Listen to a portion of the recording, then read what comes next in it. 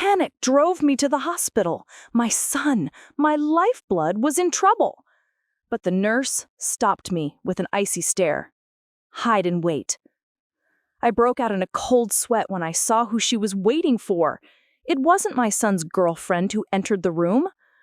It was my best friend, who also happened to be my boss's wife. And my son, who had pretended to be unconscious, sat up in bed and began telling her how he'd faked the accident to extort money from her, blackmailing her with an affair. The nurse was her sister, and they'd trapped him. And I almost ran in there to save my lying son. If you're ready for this journey, make sure you hit that subscribe button and give this a like so you don't miss the updates. And let me know in the comments what city you're watching from. It's always lovely to see where everyone is.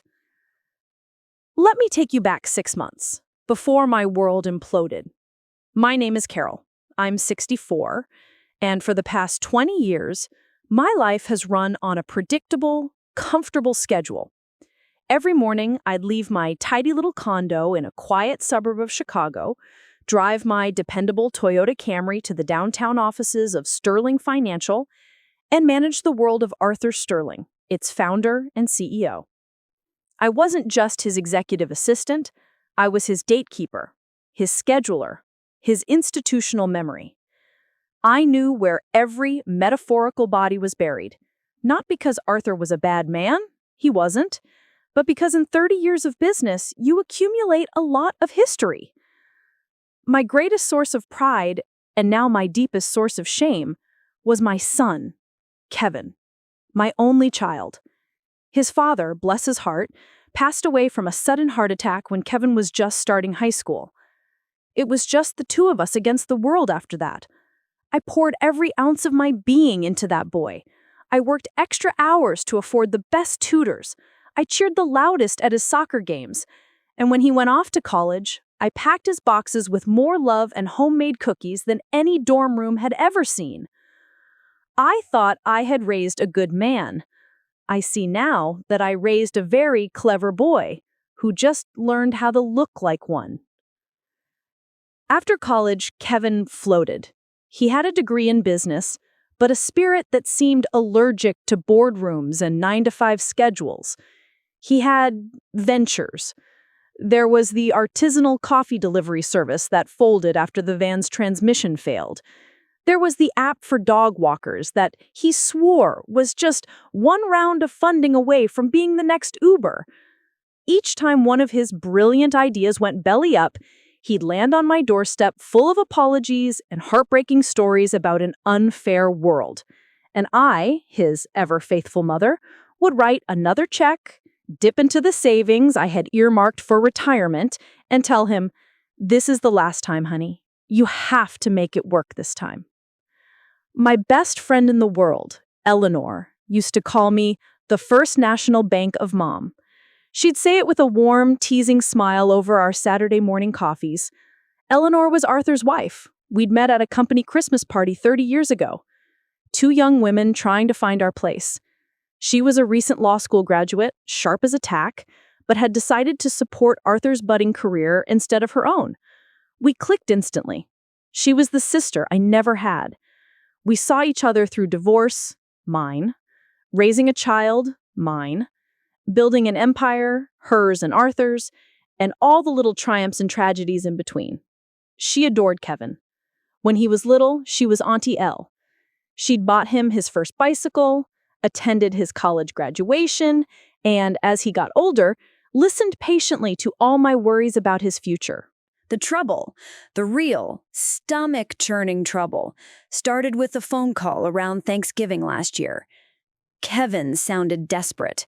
He told me he was in a bit of a bind. A bind, I would learn, was Kevin speak for owing a substantial amount of money to someone who wasn't as patient as his mother. He'd gotten involved in a new investment, something to do with cryptocurrency, a word that sounds like a disease to me. He claimed his partner had run off with the initial capital, leaving Kevin to face the investors. He needed $50,000. $50,000. I remember laughing, a sharp, hysterical sound. Kevin, where on earth would I get that kind of money? Do you think I have gold bars buried in my backyard? The house, Mom, he said, his voice smooth and practiced. You could take out a home equity loan. It's just sitting there, all that equity. It's a sure thing. I'll pay you back double in 6 months. My little condo was my sanctuary. It was paid off. It was my nest, my security, the one thing in my life that was entirely, unshakably mine. The idea of putting a lien against it made me physically ill. I said no. I screamed no. I cried and told him he had finally pushed me too far. We had the worst fight of our lives, and he hung up on me. For a month, he gave me the silent treatment. For a mother, that silence is a special kind of torture. Every car that backfired on the street was a gunshot. Every siren was an ambulance coming for him. And just when he thought he had me backed into a corner, he forgot who he was dealing with. Stick with me, because you'll want to see how this plays out. I held my ground for 4 long, agonizing weeks. Then, Eleanor called. She sounded concerned. Carol, honey, I had lunch with Kevin today. He looks terrible. He told me about the investment situation. I felt a hot flush of shame. He had no right to bother you with that. Nonsense. We're family, she said, her voice like a warm blanket. He's just trying to make his way. Arthur and I, well, we want to help. Think of it as an advance on his inheritance from his crazy rich aunt. She laughed, but it sounded a little forced. She said she and Arthur would loan Kevin the money. They wouldn't even charge him interest. All I had to do, she said, was to sit down with him, look him in the eye, and make sure this was the absolute last time. My relief was so profound it was almost dizzying. I wept with gratitude. My best friend, my rock, had saved my son and my sanity. I didn't have to risk my home. Kevin would be safe. Or so I thought. What I didn't see was that this wasn't a life raft. It was bait. After he got the money from Eleanor and Arthur, Kevin changed. He was more attentive, calling me every few days just to check in. He took me out to dinner. He bought me a new cashmere scarf for my birthday. He'd talk about how grateful he was to Eleanor, how he was working hard to pay her back. He had a new project, of course, this time importing some kind of specialty olive oil from Italy. He needed a little seed money, he'd say casually, just a few thousand to get the first shipment through customs. When I'd hesitate, he'd sigh and say, "Don't worry, Mom. I'll ask Elle. She understands these things." It was subtle, but it was a threat. He was using her generosity as a weapon against me, and because I didn't want to seem ungrateful or burden my best friend, I'd open my purse. 2,000 here, 5,000 there. It was like a slow bleed. One Tuesday afternoon at the office, Arthur called me into his cavernous, wood-paneled office. He was a good man, but a bit formal, a holdover from another era. He gestured for me to sit down, his expression unreadable.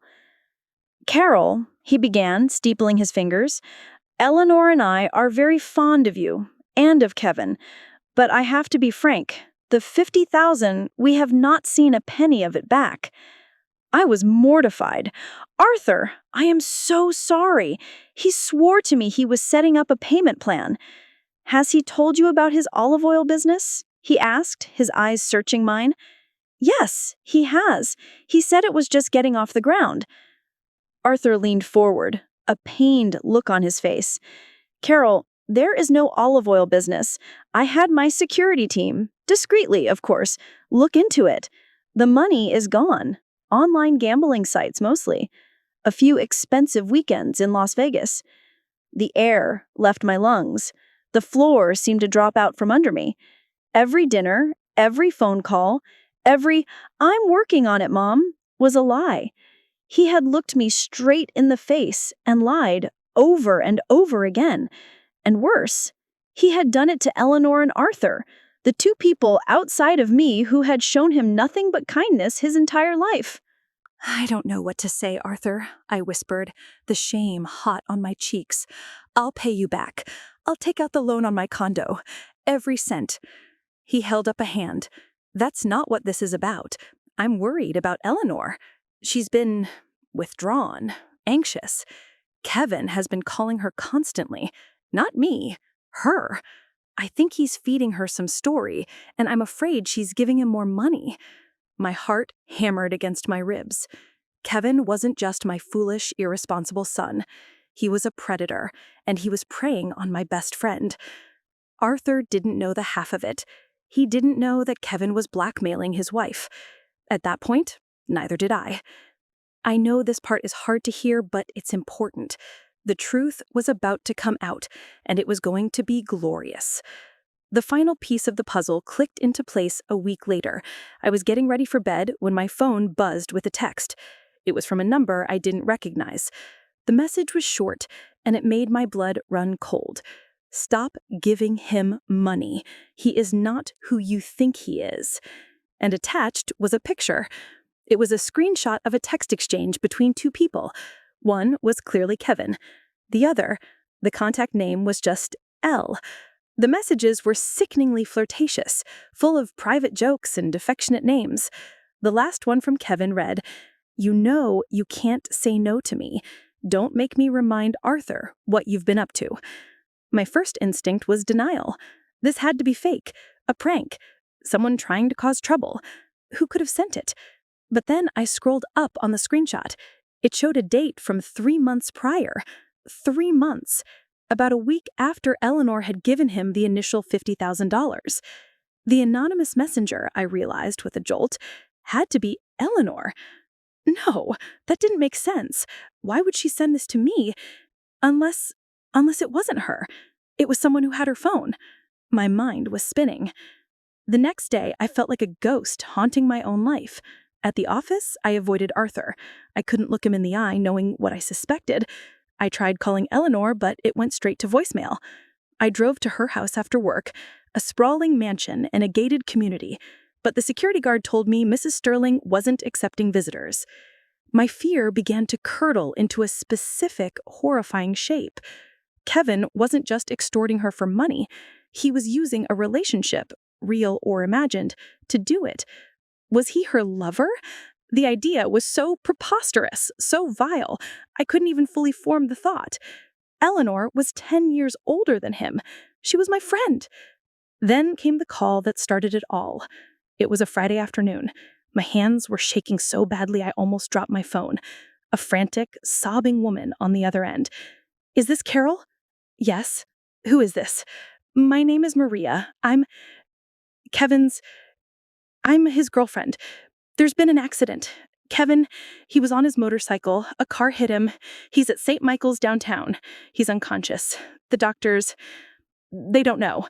The world went white. The anonymous text, Arthur's concern, Eleanor's silence, it all vanished, burned away by the primal terror of a mother hearing her child might be dying. I remember screaming. I don't remember grabbing my purse or my keys. I don't remember the drive, weaving through traffic, my horn blaring, my whole body trembling with a single desperate prayer. Please, God, not him. Take me, but not him. I was ready to forgive everything. All the lies, the theft, the deception. None of it mattered if I could just have my son back. I burst into the emergency room, a wild-eyed woman in her 60s, demanding to see my son, Kevin Miller. A stern-faced nurse at the desk checked her computer. "He's been moved to a private room on the 3rd floor, room 312. I ran for the elevators, my heart threatening to beat its way out of my chest. I raced down the sterile, antiseptic hallway, my sensible shoes squeaking on the polished floor, room 312. I saw the number, and my hand was on the door, ready to shove it open, ready to see my broken boy and promise him the world if he would just wake up. That's when a hand clamped down on my arm, firm but not rough. It was another nurse, older with kind eyes, that were currently full of steel. She wasn't wearing hospital scrubs, but a neat navy blue uniform. She said, "Are you Carol?" her voice low. "Yes, my son." "I know." She cut me off gently. He's in there. He is physically fine. But I need you to do something for me. Do not go in. Over there." She pointed to a small alcove, a staff supply closet with the door slightly ajar. "Hide. And wait. Be silent and do not come out until I tell you to. Can you do that for me?" My mind was a scrambled mess of confusion and panic. Why? What's happening? Is he okay? "He's about to be," she said with a cryptic sort of finality. "Trust me.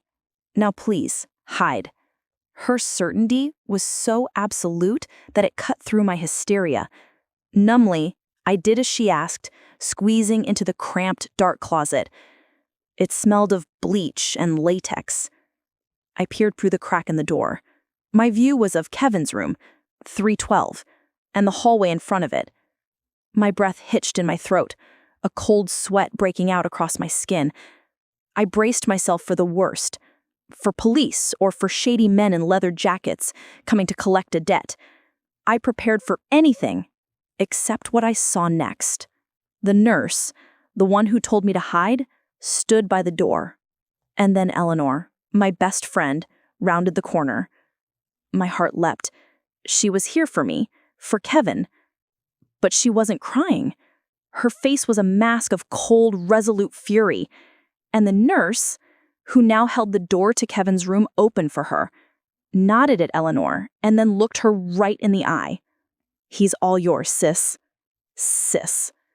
The pieces didn't just fall into place, they slammed into my soul like a wrecking ball. The nurse was Eleanor's sister. And this was not a rescue mission. It was an ambush. From the suffocating darkness of the supply closet, I watched a scene that felt like it belonged in a movie, not in my life. The smell of bleach and sterile gauze was overwhelming, a scent I now associate with the death of my illusions. Through the crack in the door, I saw Kevin walk into Kevin's room. He didn't look like my warm, perpetually smiling friend. The woman who entered that room was a stranger.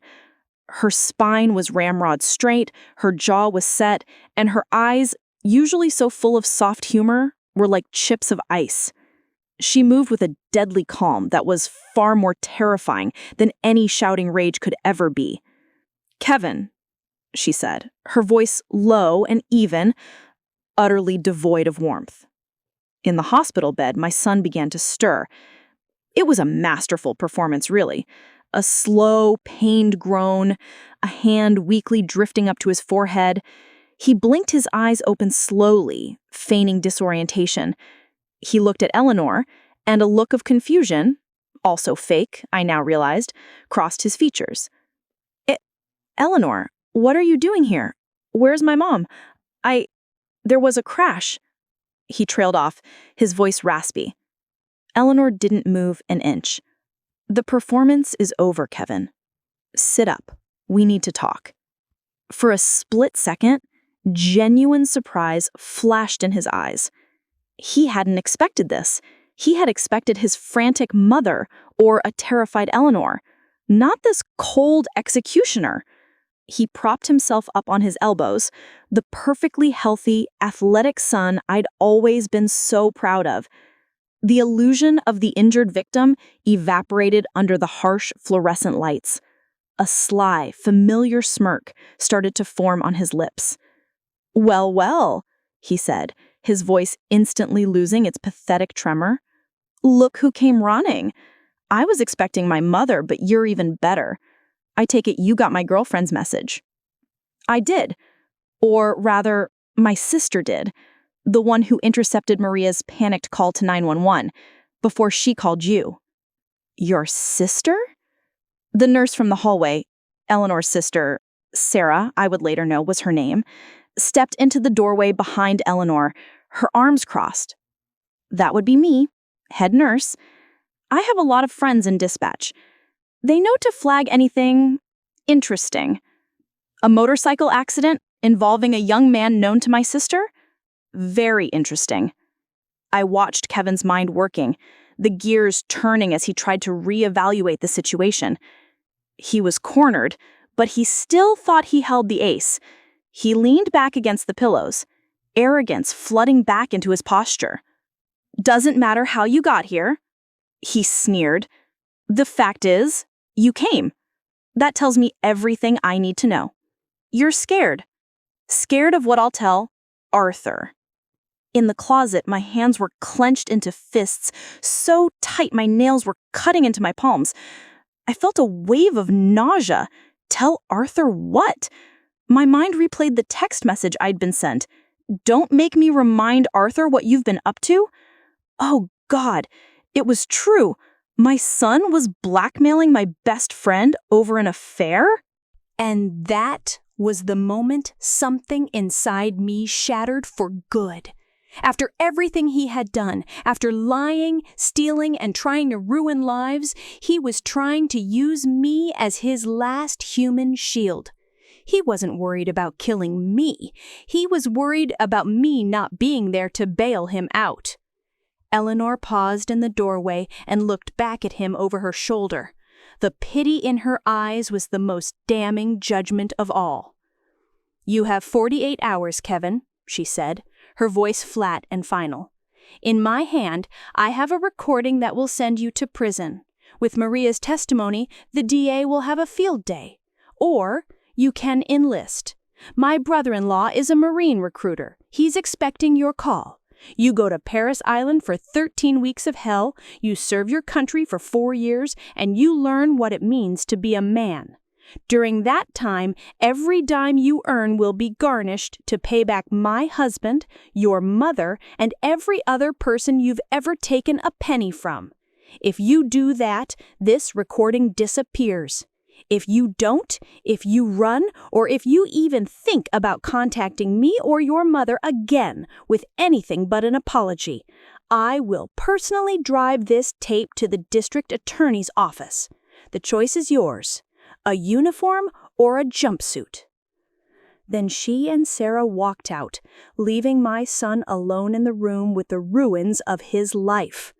I heard a strangled sob, then the sound of something hemming the wall, a plastic water pitcher probably. He was having a tantrum, a child's tantrum. I stayed hidden in the closet, my body shaking, not with fear or sorrow, but with a cold, clear rage I had never felt before. I listened to my son weep for his own misfortune, for his own deserved consequences. He wasn't crying for the people he hurt, he was crying because he got caught. The terrified mother who had burst into this hospital was gone. In her place was something much harder, much clearer, and much, much angrier.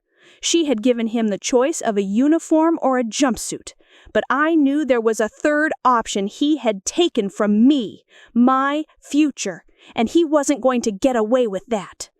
I waited until the sound of his sobbing subsided, and then I slowly, silently, pushed the closet door open. I stepped out of the closet, my legs shaky, but my purpose firm. The linoleum felt cold and hard under my sensible shoes. Kevin was sitting on the edge of the hospital bed, his head in his hands. His shoulders were shaking, but the sounds he was making were not of remorse. They were of frustration, the choked sobs of a king whose castle has just been stormed. He didn't hear me approach. I stood there for a long moment, looking at the back of his head, at the expensive, trendy haircut I had paid for last month. I saw him not as my son, but as a project, a failed project I had poured 35 years of love, money, and hope into, only to see it become this whining, parasitic creature.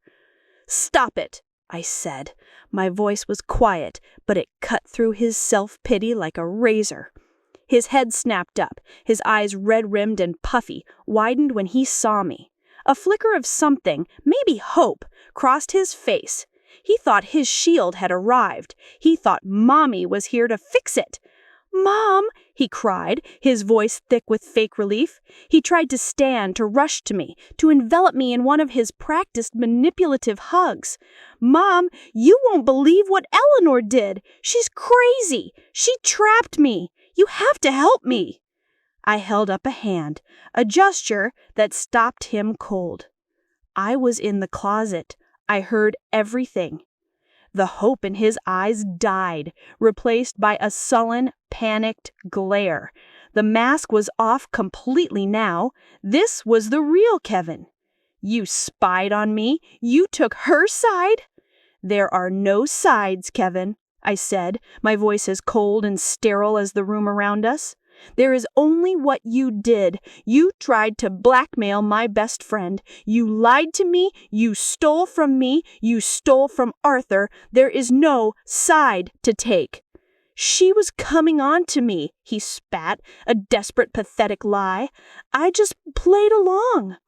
Stop talking, I said again, and this time the command was absolute. You are going to listen. For the first time in your adult life, you are going to close your mouth and listen to me. He stared at me, his jaw working, but he said nothing. Eleanor gave you a choice, a uniform or a jumpsuit. Frankly, I think she was too generous. But the choice is made for you. You're enlisting. You will call that recruiter the moment they discharge you from this fake hospital stay. You can't make me. Oh, I can't, I agreed, turning to face him. But Eleanor can, and I will stand right beside her when she hands that tape to the police. I will give a statement of my own, detailing every single dollar you have conned out of me for the last 10 years under false pretenses. That's fraud, Kevin. Add it to the extortion and the false police report. You'll be my age before you see daylight again. Do you understand me? He was silent, his face pale with fury and fear. But that's not why I'm here, I went on. We need to talk about the money. Not just Eleanor's $50,000, my money. The seed money for the olive oil that was actually a trip to Aruba, the customs fee that paid for your box seats at the Bulls game, the $2,000 for the van transmission that was actually a down payment on this motorcycle you used in your little stunt today. I want it all back. He scoffed, a bitter barking sound. How? You heard her. They're going to garnish my wages. What little there'll be of them. I've been Arthur Sterling's executive assistant for 28 years. I manage spreadsheets that track millions of dollars in expenses and assets. Tracking your pathetic little grifts will be a relaxing hobby. I will create an itemized invoice of every cent you have taken from me since you turned 21, with interest, compounded annually. And you will sign a legally binding document drawn up by Arthur's lawyers acknowledging this debt. It will be the first thing you do after you call that recruiter. When your service is over, you will continue to pay me until your debt is cleared. You will not buy a new car. You will not rent an apartment, fancier than a basement. You will not go on a single vacation until you have paid me back in full. I had laid down the law with Kevin. Now I had to face Eleanor. And what she told me next changed everything. She wasn't just my friend, a victim of my son's schemes. She was a brilliant, strategic general who just won a war I didn't even know she was fighting. I left the hospital room without a backward glance. I didn't say goodbye. I didn't say, I love you. I didn't say anything because there was nothing left to say to the stranger in that bed. I found Eleanor and Sarah in the hospital cafeteria, tucked into a corner booth with 2 cups of what smelled like burnt coffee. When Eleanor saw me, she stood up, her face etched with worry. Carol, oh my God, I am so sorry you had to see that. I just shook my head, walked over and wrapped my arms around her. For a long minute, we just stood there. 2 women in our 60s, holding each other up amidst the clatter of trays and the low hum of hospital life. I was crying, but for the first time, they weren't tears of fear for Kevin. They were tears of grief for the son I thought I had, and of overwhelming gratitude for the friend I knew I had. Don't be sorry, I finally whispered into her shoulder. Thank you. You saved me. She pulled back, her hands on my arms, and looked me in the eyes. He was hurting you, and he was trying to hurt my family. The mother bear comes out, you know.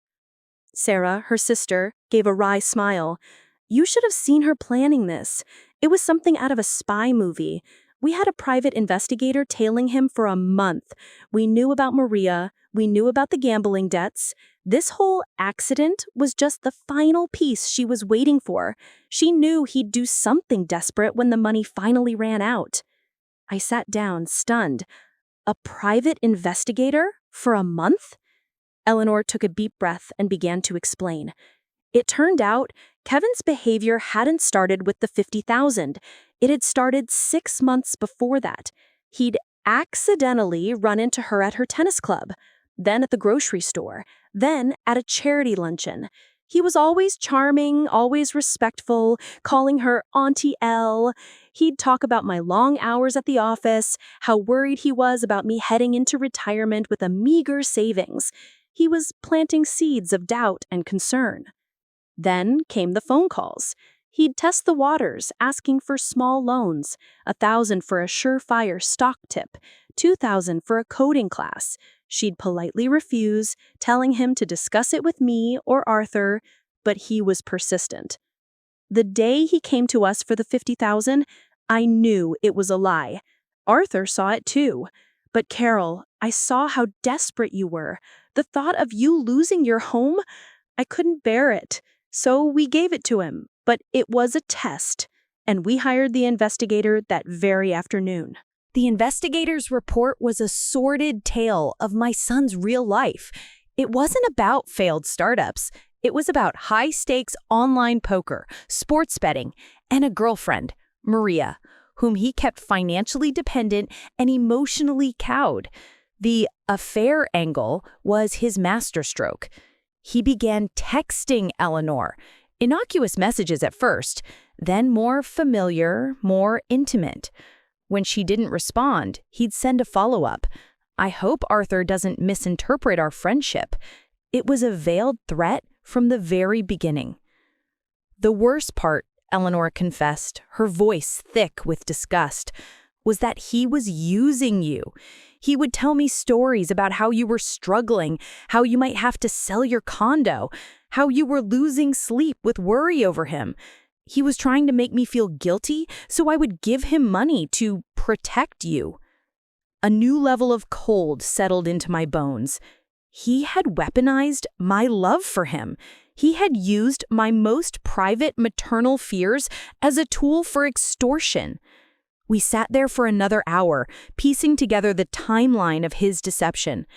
Every dollar I had given him was a link in a chain that led directly to Eleanor. By helping him with small amounts, I was inadvertently enabling him, making his story seem more plausible to her. We were a team without knowing it. When I finally got back to my condo that evening, the place felt different. It was no longer just a home.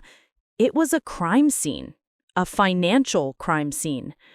The cashmere scarf he'd bought me was draped over a chair. I picked it up and threw it in the trash. Every little gift, every memento of him was tainted. That night, I didn't sleep. Fueled by coffee and a righteous fury I hadn't known I possessed, I went to work. I pulled out a decade's worth of bank statements, credit card bills, and checkbook registers from the file boxes in my spare room. I fired up my laptop and created a new spreadsheet, just like Eleanor said I would. Title, Kevin Miller, Repayment Ledger. He thought he was clever with his scattered requests and his varied stories, but laid out in chronological order, a sickening pattern emerged. There were the rent checks I'd given him when he was supposedly between apartments, checks that corresponded with weekend trips to Atlantic City. There were the car repair charges that lined up perfectly with online payments to websites I'd never heard of, sites with names like Go Fast Bets and Poker Palace. He thought he'd hidden his tracks, laundering the money through a dozen different schemes. But he made one stupid, arrogant mistake. He forgot that I'm the one who taught him how to use a computer. I'm the one who set up his first email address, who nagged him about using secure passwords. And I'm the one who 15 years ago co-signed for a student credit card with a ridiculously high limit that I thought he had closed and paid off after graduation. My hands trembling slightly, I went to the credit card company's website. I typed in my own login information for the account, which I hadn't used in years but never deactivated. I clicked on Authorized Users, and there it was. His name. He'd never removed himself. And worse, the card wasn't closed. It had an outstanding balance. A very, very large outstanding balance. I clicked to view the statements. The charges weren't for books or tuition. They were for flights, hotels in Las Vegas, bottle service at clubs, jewelry, the down payment for his precious motorcycle. He'd been using this card for years, a secret river of debt flowing directly from my good name. He had been making the minimum payments himself from one of his shadowy accounts, just enough to keep it from being flagged. A financial vampire bleeding me dry without my knowledge.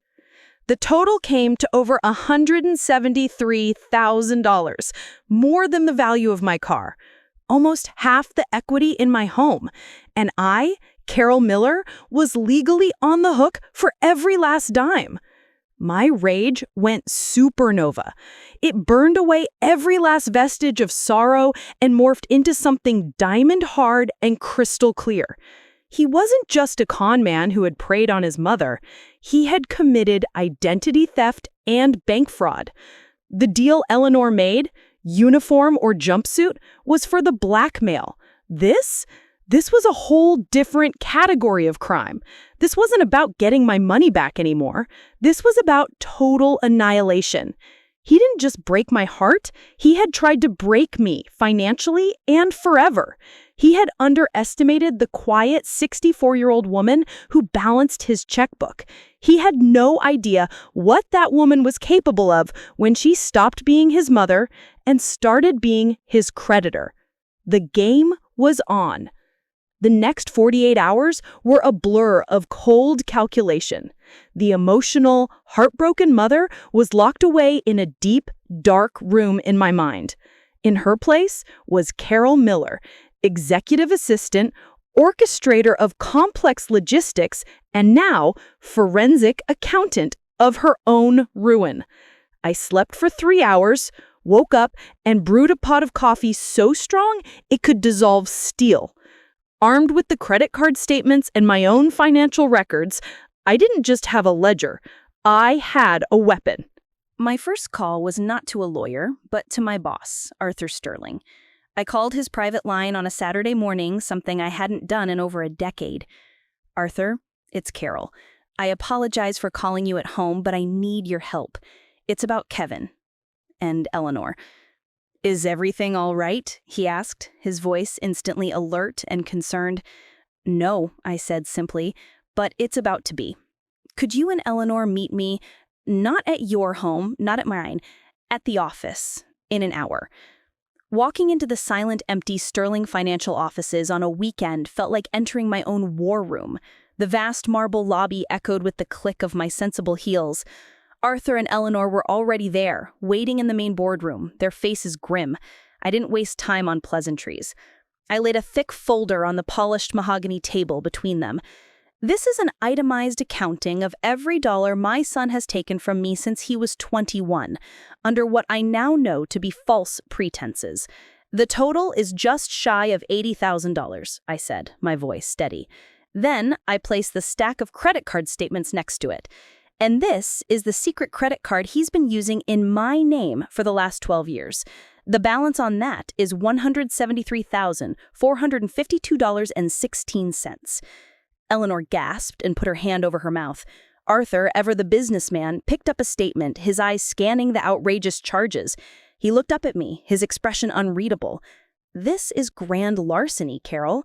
I know, I said. Eleanor, your deal with him was for the blackmail. I won't interfere with that. I want him to enlist. It might be the only thing that saves him from himself. But this, I tapped the pile of statements, this is a separate matter. This is fraud, and I am the victim. As such, I get to set the terms of this particular arrangement. Arthur leaned forward, steepling his fingers. What are you proposing? Your brother-in-law, the Marine recruiter, I said, looking at Eleanor. He's going to get a call from Kevin today. But before Kevin makes that call, he is going to come here. He is going to walk into this boardroom and he is going to sign 2 documents that your legal team is going to draft for me in the next 30 minutes. The first will be a confession of judgment for the full amount on this credit card plus my personal loans, a grand total of $253,000. He will acknowledge the debt in full. The second document will be an irrevocable power of attorney, giving me absolute control over his financial affairs until that debt is repaid. Arthur's eyebrows shot up. Carol, that's aggressive. Power of attorney? He's proven he can't be trusted with a piggy bank, let alone a paycheck. While he's serving our country, his military pay, every single penny of it, will be direct deposited into an account that I control. I will pay his taxes, I will pay his debts, starting with the credit card, then you, then me.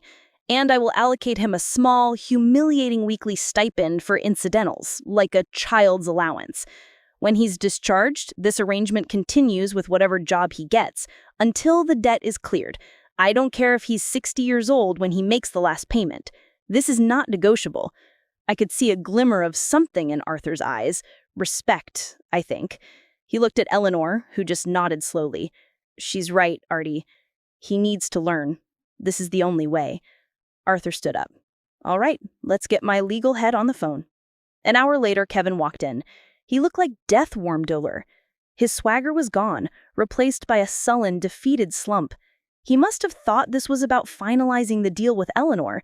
He paled when he saw Arthur and then me sitting at the head of a 20-foot-long boardroom table flanked by 2 sharp-suited lawyers from the firm's top floor.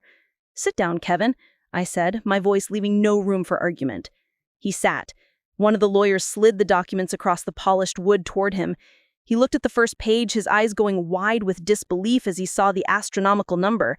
What is this? This is insane. I'm not signing this. You think so? I said, coolly. I pushed a single piece of paper toward him. It was a printout of the application form for the credit card from 12 years ago. It had his information and a digital signature. My signature. A forgery. That, I said, is a copy of the fraud report I have filled out, ready to be submitted to the credit card company, the 3 major credit bureaus, and the district attorney's office. You forged my signature. You committed identity theft. You committed wire fraud and bank fraud every time you used that card. These are federal crimes, Kevin, the kind of things that add decades to a sentence. So you have a new choice. You can sign these papers, go to Paris Island, and begin the very long, very hard process of paying for what you did, or I will stand up from this table, walk to my office, and fax this report to the authorities. At which point, Eleanor's deal is off the table, and her tape gets added to the pile. You'll be lucky to get out of prison before you're 50. He was trapped. A checkmate in 3 moves, orchestrated by his mother. He stared at me, his eyes filled with a new kind of hatred. It was the impotent rage of the con man who has been outconned. Slowly, deliberately, he picked up the pen and signed. He signed the confession. He signed over his entire financial future to me. He signed his life away. He didn't say a word. When he was done, he stood up and walked out. The second lawyer discreetly followed to make sure he made the call to the recruiter. Arthur turned to me. "Carol," he said, a note of awe in his voice. "Remind me never to get on your bad side." The next few years were quiet. Kevin went to boot camp. He became a number, an anonymous face in a sea of green uniforms. All communication was filtered through me. His paychecks, meager as they were, started coming into the new account. I paid the bills with robotic precision. I closed the fraudulent credit card account after transferring the entire balance to a new loan in my name. I wouldn't let his crimes damage my credit score. Then I started a payment plan to Eleanor and Arthur. They told me it wasn't necessary, but I insisted. "It is a matter of honor," I told them. My son had incurred a debt. his mother would see it paid. I worked. I ate my sensible lunches at my desk. I went home to my quiet condo. I had my weekly coffees with Eleanor, and we talked about everything except him. My rage had cooled, leaving behind a kind of desolate peace. I hadn't lost a son. I had excised a tumor. And just when he thought he had me backed into a corner, he forgot who he was dealing with. Stick with me because you'll want to see how this plays out. The call came 4 years later, almost to the day. It was from a Colonel somebody or other, a name I didn't recognize. My heart did a funny little stutter step. In 4 years, I'd only ever gotten official form letter notifications. This was different. "Mrs. Miller," the Colonel said, his voice deep and gravelly. "I'm calling about your son, Corporal Kevin Miller. There's been an incident." For a single wild moment, the old panic flared up. An incident in the Marines can mean only one thing. Is he all right? The question was automatic, a reflex I didn't know I still had. "He's alive, ma'am, but he's been injured. He was on patrol in a non-combat zone, a humanitarian mission. There was a building collapse, an earthquake. Your son is being credited with saving the lives of 3 other Marines.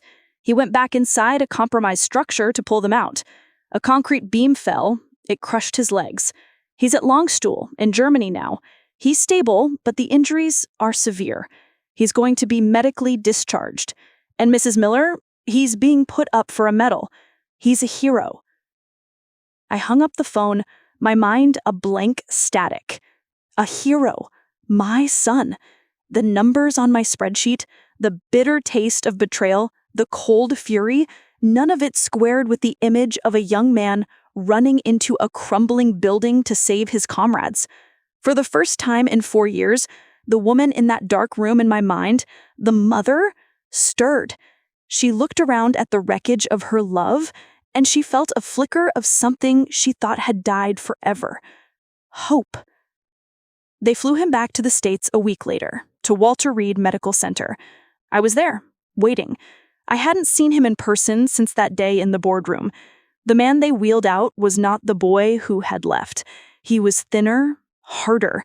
His face was leaner, and there were lines around his eyes that hadn't been there before. And he was in a wheelchair. His legs were mangled, a lattice work of metal pins and surgical scars. He saw me, and for a moment we just looked at each other across the sterile expanse of the hospital reception. The hatred was gone from his eyes. So was the arrogance. In its place was just a deep, profound weariness.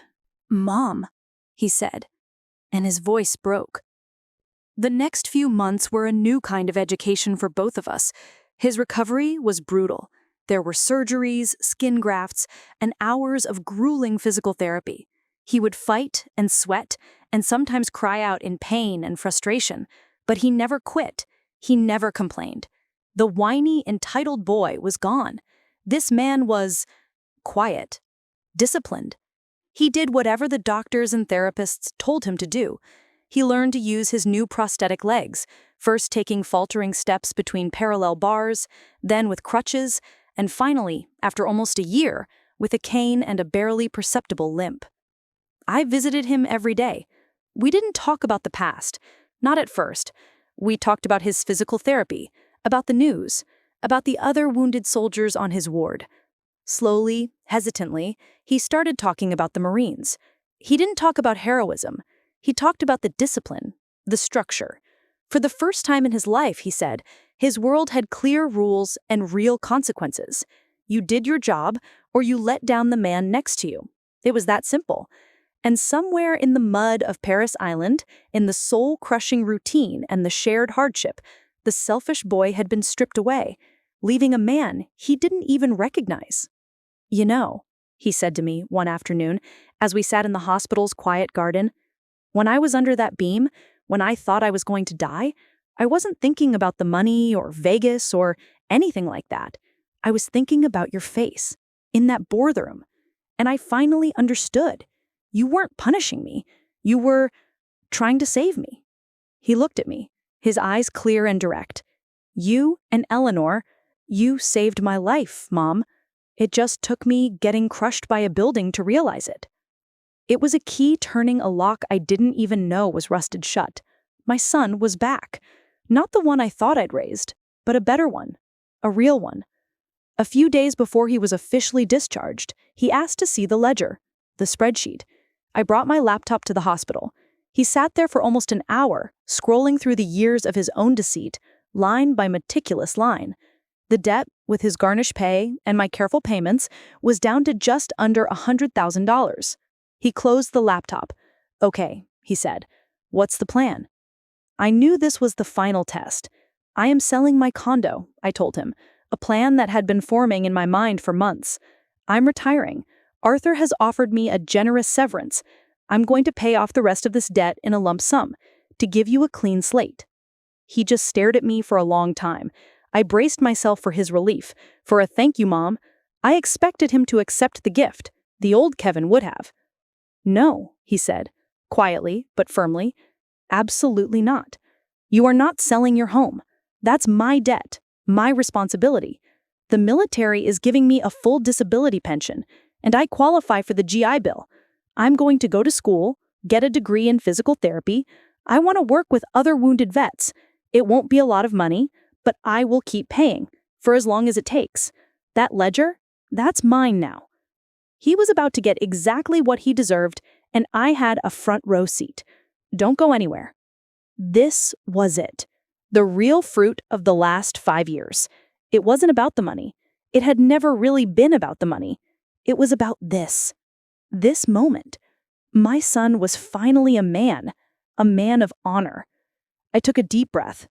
"There's one more thing, Kevin. Arthur Sterling is retiring, and he's asked me to recommend my replacement." Kevin looked at me, confused. "Okay, I'm sure you'll pick someone great."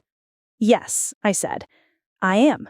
I'm recommending a disabled veteran, a medal winner, known for performing under pressure, someone with a keen understanding of finance, especially debt and consequences, someone who has a powerful motivation to succeed and prove himself, someone who owes me a very, very large sum of money and will be working directly under the supervision of a CEO and his wife, whom he also owes. The salary is excellent, enough to clear your debts in a few years if you work hard. Arthur has already agreed to the interview." His jaw dropped. He looked at me, at the mother who had meticulously recorded his sins, who had seized control of his life, who had laid his ruin bare, and for the first time, he saw the whole picture. It wasn't revenge. It wasn't punishment. It was a plan. A crazy, audacious, ruthless, and deeply loving plan to salvage a life he had been determined to destroy. Kevin sat in the wheelchair, the hospital's garden's afternoon sun casting long shadows behind him. He looked from me to the concrete path and back again, his mind clearly struggling to process what I'd just said. A job, not just any job, but my job, at the heart of the empire he'd tried to exploit. You would do that?" he whispered, his voice hoarse with emotion. "After everything? You would trust me?"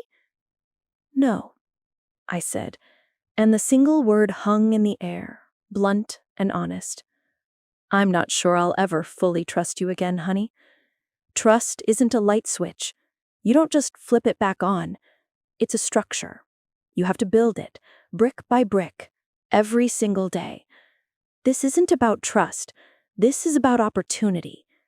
The Marines gave you discipline. Your injuries gave you a harsh dose of reality. I am giving you a chance to build something new on the foundation you have left." I reached into my bag and pulled out a crisp new folder. Inside was a job description for Junior Executive Coordinator to the CEO, a position I had created with Arthur the week before.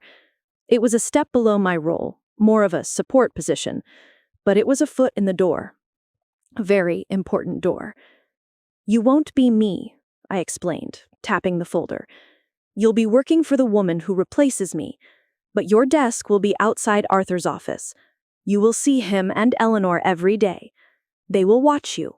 I will watch you. You will work harder than you've ever worked in your life. You will be fetching coffee, scheduling meetings, and double-checking spreadsheets until your eyes blur. You'll handle the boring, tedious, unglamorous work that makes a company run. And you will continue to pay your debt with every single paycheck. This is not a gift, Kevin. This is a sentence, but it's one you get to serve in a suit instead of a jumpsuit.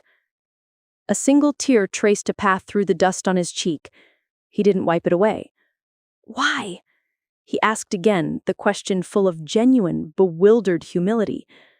Because for about an hour back at that hospital 5 years ago, I mourned my son. I accepted that he was gone, that the boy I loved was a lie, and in his place was this man I didn't know. But then, that man ran into a burning building for his brothers. That man endured a year of agony to learn to walk again. That man just told me he would spend the rest of his life paying for his mistakes. I don't know that man very well yet, Kevin, but I'd like to, and I think he deserves a chance to introduce himself to the world. That was the turning point. The old toxic dynamic of me as savior and him as problem was shattered. We were now two adults looking at a balance sheet and a path forward. He didn't just accept the job, he attacked it. His interview with Arthur was, by all accounts, brutal. Arthur didn't pull any punches. He asked him about the blackmail, about the lies, about the gambling. Kevin answered every question without excuses. He didn't minimize or deflect. He owned it, all of it. He told Arthur that he was a broken man trying to rebuild, and that he knew he was being given a chance he hadn't earned but would die trying to deserve. He got the job. The first 6 months were a strange new reality. I stayed on to train my own replacement, a wonderfully efficient woman named Maria, a different, much lovelier Maria, and to oversee Kevin's integration. We would ride to work together in my old Camry, the silence between us filled with unspoken history. He started at the bottom, exactly as I'd said. He was the first one in and the last one to leave. He met the names of the janitors and the security guards. He mastered the ridiculously complicated coffee machine in the break room. He organized files. He answered phones. He did it all with a quiet, relentless focus. The whispers in the office were immediate, of course. Who was this handsome, limping veteran who Carol, the office dragon lady, seemed to have taken under her wing? Nepotism, they murmured. But Eleanor and Arthur shut that down with surgical precision.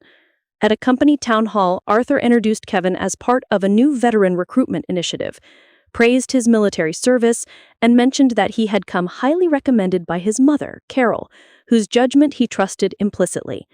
It was a masterclass in corporate maneuvering, giving him cover while simultaneously putting him under a microscope. The true test, however, was Eleanor. On his first day, she walked into the office. Kevin was sorting mail, his back to her. He heard her heels click on the floor and he stiffened, then slowly turned around. The whole executive floor seemed to hold its breath. She looked at him, her expression calm, neutral. "Good morning, Kevin," she said, her voice polite, professional. "Could you please have the quarterly reports on my desk by noon?" "Yes, Mrs. Sterling," he said, his voice quiet, right away. And that was it. She didn't offer a hug or a warm smile. She gave him an order. She treated him like an employee, not a nephew, not a charity case. It was the greatest gift she could have given him. It set the boundary. It drew the line. From now on, their relationship would be defined by his actions, not by their shared painful past. And brick by brick, he began to build. My retirement party was 2 years later. Kevin, now a full-fledged and respected executive coordinator, organized the entire thing. He had cleared his debt to Elevar and Arthur. His debt to me was down to less than $30,000. He had moved into his own small apartment, furnished with secondhand furniture. His life was his own, built with his own 2 hands. At the party, after Arthur gave a wonderful, tear-jerking speech about my 30 years of service, Kevin stood up to speak. The room quieted. "Most of you know Carol Miller as the woman who keeps this company running," he began, leaning slightly on his cane. "She's efficient, she's formidable, and frankly, she's terrifying." The room laughed. "But I know her as the woman who saved my life. Not once, but twice. First, when she brought me into this world, And second, when she had the courage to tear my world down so I could build a real one. He looked directly at me, his eyes shining. She taught me that there are no shortcuts, that integrity is the only currency that matters, and that love isn't always about comfort. Sometimes it's about consequences. I am the man I am today not because she coddled me, but because she refused to. Thank you, Mom, for everything. Today, my life is blissfully my own. I did sell my condo, not because I had to, but because I wanted to. I bought a small house a few hours away, in a little town by a lake. I have a garden. I take pottery classes. Eleanor and I have a standing girls' weekend once a month. My retirement savings, untouched by my son's drama, are more than enough. I am at peace. Kevin paid back the final dime of his debt to me on my 68th birthday. He came to my new house and handed me a cashier's check. He had also brought my birthday gift. It was a framed photo. It was of him, standing on his own 2 feet, without a cane, his arm around a lovely young woman, a physical therapist he'd met at the VA hospital. She was smiling, and he was too. It was the first genuine, unburdened smile I had seen on his face since he was a boy. My revenge was never about destroying my son. It was about destroying the monster he had become so the man he was meant to be could have a chance to live. It was ruthless, it was calculating, and it, I believe, was the single greatest act of love I have ever performed. I lost a lying child, but I gained an honorable son, and I wouldn't trade him for anything. So now you heard my story. What would you have done in my place? Your watch to the end. Be click here. You will hear another story from my grandma.